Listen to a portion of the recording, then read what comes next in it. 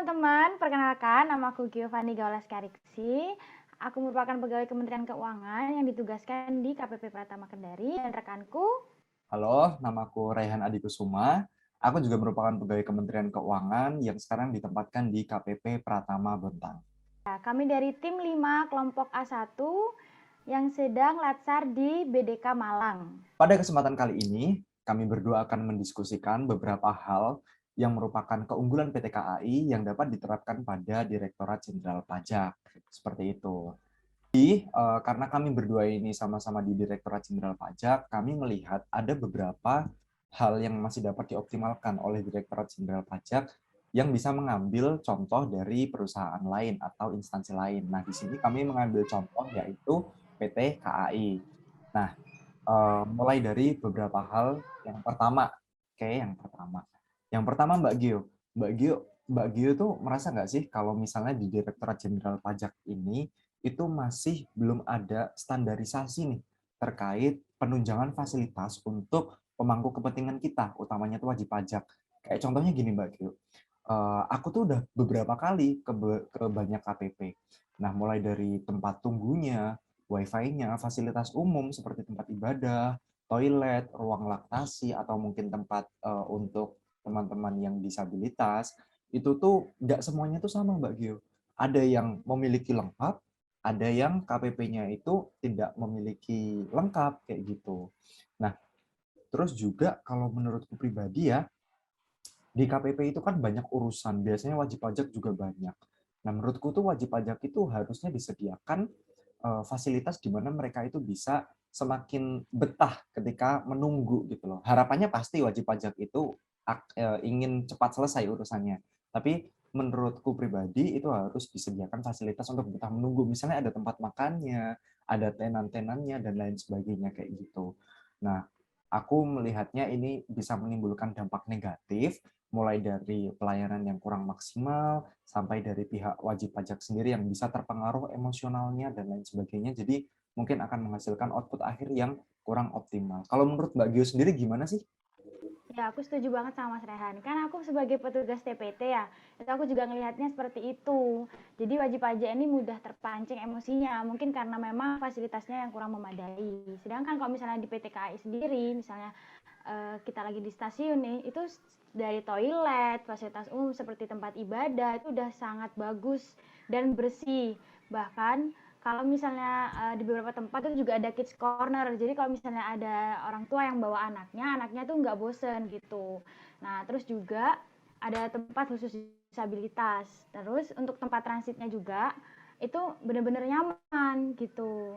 Nah, untuk tenan-tenan yang Mas Rehan bilang di stasiun-stasiun itu juga banyak banget yang menjual makanan, minuman dan lain-lain. Jadi kayak minimarket itu juga ada di stasiun. Jadi kalau misalnya kita butuh apa-apa, kita bisa langsung beli aja di stasiun gitu. Jadi kalau misalnya kayak saya nih waktu kemarin kuliah di Bintaro itu kan pulang sering transit lama. Nah itu aku jadi nggak bosen karena di situ banyak makanan, tempat transitnya juga nyaman gitu. Benar, benar, benar. Hmm. Jadi kalau kalau berdasarkan pengalaman kita ya Mbak Gio, kayaknya kalau kita baru nunggu di stasiun ya, bahkan kita kan mungkin nunggu kereta itu 2 jam, 3 jam, itu kita nggak bosan ya Mbak Gio ya. Tapi ketika mungkin kita ngelihat nih, wajib pajak mungkin baru nunggu 30 menit di KPP, itu mereka udah bosen gitu loh. Karena mungkin Iya, wifi-nya nggak ada, AC-nya mungkin kurang baik, terus nggak ada tempat makan atau fasilitas lainnya yang bisa memenuhi kebutuhan wajib pajak untuk menunggu itu ya Mbak Gio ya. iya. Jadi kalau misalnya kita nunggu di stasiun mau lama-lama pun, nah kan aku pernah nunggu 5 jam, itu mah nggak masalah, soalnya kita ngerasa nyaman di situ, bener. Berarti di situ DJP seharusnya meningkatkan lagi ya untuk penunjangan fasilitas umum ini bagi wajib pajaknya. Dan salah satunya mungkin kita bisa mengambil contoh ini dari PT KAI ya Mbak Gio ya. Iya, bener. Oke, oke, oke. Nah, terus kalau menurutku pribadi ya Mbak Gio ya, selain adanya kekurangan terkait penunjangan fasilitas untuk wajib pajak ini, menurutku wajib pajak itu masih sering bingung banget Mbak Gio. Karena apa? Karena mereka itu kadang nggak tahu alur proses pekerjaan di KPP itu kayak gimana, ya kan? Jadi Iya, bener. banyak banget kanal atau saluran nih Mbak Gio. Ada misalnya kita sering lihat di mana-mana, saluran pelayanan, WhatsApp-nya ada 3 dicantumin. Satu, dua, tiga. Kita nggak tahu nih harus ngehubungin yang mana kan. Atau mungkin kita hubungin tiga-tiganya, terus pegawainya juga akhirnya nanggepin 3 kali gitu kan. Terus Ya. habis itu ada misalnya saluran pemeriksaan, saluran konsultasi, dan banyak banget. Terus kalau orang mau lapor pajak, bisa ke pajak.go.id. Orang mau bikin billing bisa ke M-Pajak. Kayak masih banyak banget tuh Mbak Gio, kayak kurang terintegrasi. Karena mungkin kita sebagai pegawai KPP, kita nggak bingung. Tapi coba kita itu memposisikan diri sebagai wajib pajak. Menurutku pasti bakal bingung banget sih Mbak Gio. Apalagi dalam beberapa kasus nih Mbak Gio, sering banget ditemui wajib pajak itu meminta permohonan, mengajukan permohonan ya. Itu tuh nggak tahu progresnya sampai di mana. Seperti contoh, ada wajib pajak mau mengajukan permohonan untuk pencabutan pengukuhan PKP sama untuk penghapusan NPWP. Setelah diterima oleh Mbak Gio di TPT, kan pasti Mbak Gio oper ke back office ya. Nah, Ya, setelah dari back office masuk ke pemeriksaan. Udah di pemeriksaan itu ada jangka waktu 6 bulan Mbak di sana. Dan itu wajib pajak tuh nggak tahu progresnya sampai mana, kecuali mungkin mereka menghubungi pihak pemeriksanya dulu atau pihak pemeriksanya rutin menghubungi wajib pajaknya. Jadi kayak masih kurang terintegrasi sih Mbak, dan aku juga merasanya masih kasihan sih Mbak. Wajib pajak tuh harusnya bisa melihat secara transparan dan selalu bisa memantau progres gitu Mbak. Kalau menurut Mbak Gia gimana? iya bener. Jadi kalau misalnya aku lagi piket WhatsApp nih, sering banyak yang nanyain proses penghapusanku sampai mana ya, kayak gitu. Jadi kita sebagai pegawai juga harus nanya ke seksi lain, terus kayak kita aja sebagai pegawai juga nggak tahu sampai mana gitu bahkan prosesnya. Nah, sedangkan kalau misalnya dari KAI, kalau misalnya kita mulai dari pesen tiket, kita tuh udah bisa lewat KAI Akses kan sekarang. Dari webnya juga udah mudah cara aksesnya. Nah, di KAI Akses itu kita udah nemuin semua info yang ada di sana, bisa bayar juga lewat m-banking, atau kalau misalnya nggak punya m-banking bisa lewat link aja gitu kan. Nah, terus kalau misalnya kita udah bayar, kita udah tahu nih, oh proses bayarnya kita udah diterima, udah terverifikasi, jadi kita udah dapat kode booking. Nanti kita udah tahu. Bahkan sekarang kalau misalnya kita mau naik kereta pun kita nggak perlu cetak cetak tiket di stasiun, jadi kita tinggal pakai kita check in online, terus kita tunjukin aja scan hasil barcode-nya ke pihak stasiunnya kayak gitu. Nah, terus selain itu, dulu kan kalau misalnya kita mau pesen KAI lokal itu kan harus antri yang lama banget, yang antri panjang itu yang bikin capek. Nah, Ya, sekarang tuh nggak bisa ya kan. Nah, sekarang tuh udah bisa lewat KAI Akses. Jadi kita udah bisa pesen KAI lokal. Jadi kalau misalnya kereta lokal, misalnya ini dari aku mau ke Banyuwangi, dari Jember ke Banyuwangi kan ada KA lokal, itu udah bisa di lewat KAI Akses. Terus juga bisa ini KA Bandara, bandara kereta api bandara itu juga udah bisa dari KAI Akses. setuju banget sih Mbak Gio. Itu benar-benar memudahkan banget sih. Aku juga pengalaman mau refund, mau pesen, mau reschedule, semuanya itu dalam satu aplikasi. Mau hubungin customer service, mau lihat frequently asked question-nya, itu juga semuanya dalam satu aplikasi. Itu keren banget sih Mbak Gio. Jadi mungkin Iya, menurut benar. kita itu ya, DJP seharusnya bisa ya dengan stakeholder yang banyak, wajib pajak yang banyak di Indonesia ini, harusnya DJP bisa lah ya untuk mengintegrasi seluruh layanan agar wajib pajak ini termudahkan, dan wajib pajak ini juga biar gampang mau ngecek apapun, mau ngecek progres, mau ngecek hasil dan sebagainya, kayak gitu ya Mbak. Iya, benar banget. Harusnya sih Oke, DJP punya aplikasi kayak gitu ya. benar-benar benar-benar. Terus, ini masih berkaitan dengan yang kedua tadi nih, Mbak. Jadi, di Direktorat Jenderal Pajak itu, selain masih belum terintegrasi, wajib pajaknya tuh masih banyak juga yang belum teredukasi secara total gitu, Mbak. Jadi masih ada sering banyak miss. Nah, salah satunya itu adalah terkait dengan sistem yang masih lemah dalam segi pengawasannya, Mbak. Jadi masih sering banget ini interaksi itu antara wajib pajak dengan pegawai pajak langsung. Padahal kalau kita lihat dari poin sebelumnya, kita sebagai penumpang kereta api atau pengguna PT KAI ini, kita jarang banget nggak sih Mbak untuk berinteraksi langsung dengan pegawainya. Kita full dengan aplikasi. Interaksi kan paling cuma ngecekin barcode dan lain sebagainya gitu ya Mbak ya.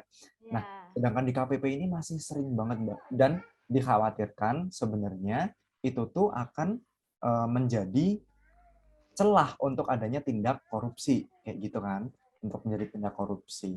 Nah, kalau menurut Mbak Gio sendiri, kayak harusnya kayak gimana sih Mbak? Dan di PT KAI itu kayak gimana sih Mbak untuk terkait anti korupsi ini? Nah, jadi PT KAI ini memang sudah meminimalisir korupsi ini dengan cara adanya KAI Akses. Bahkan tadi kan kayak reschedule, itu kan kita juga bisa lewat KAI Akses.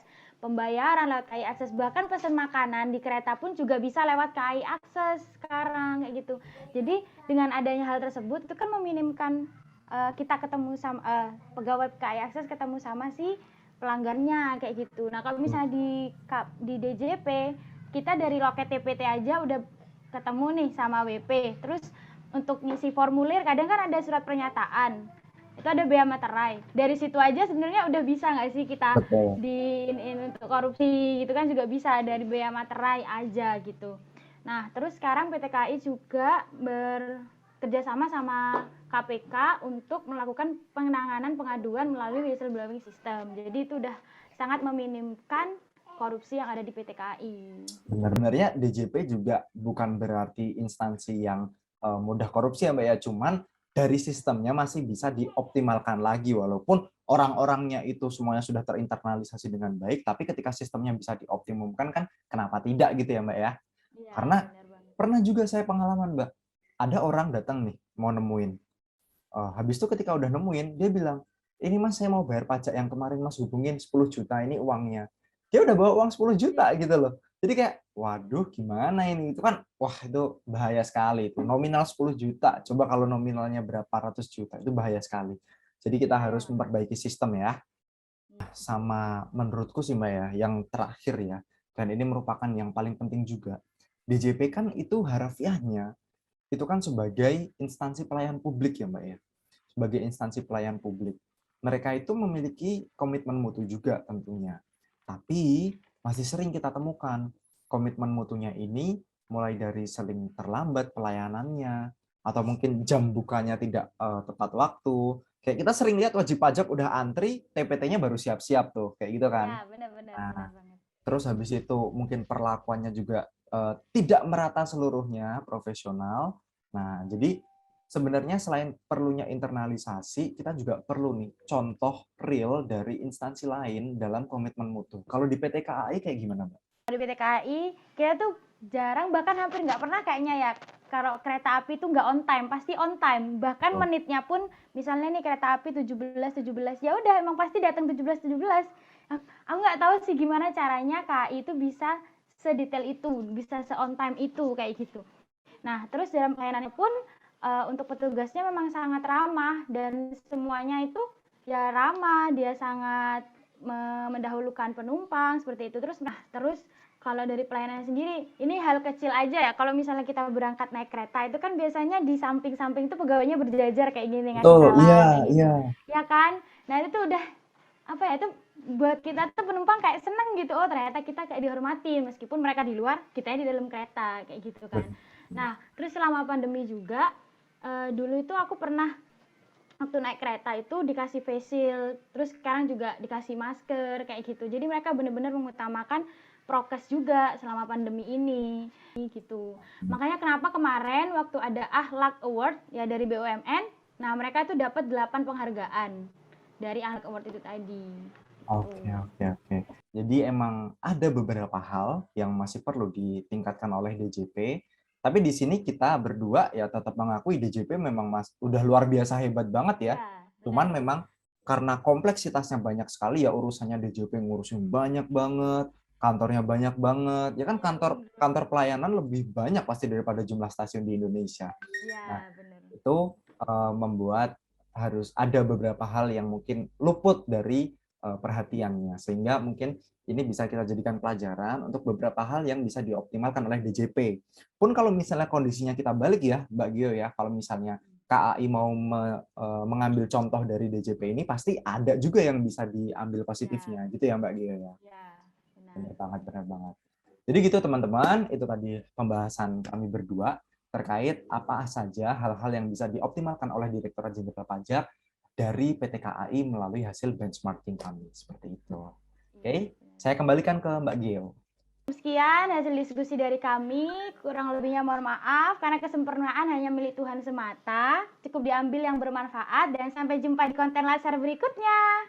Sampai jumpa di konten laser berikutnya. Dadah.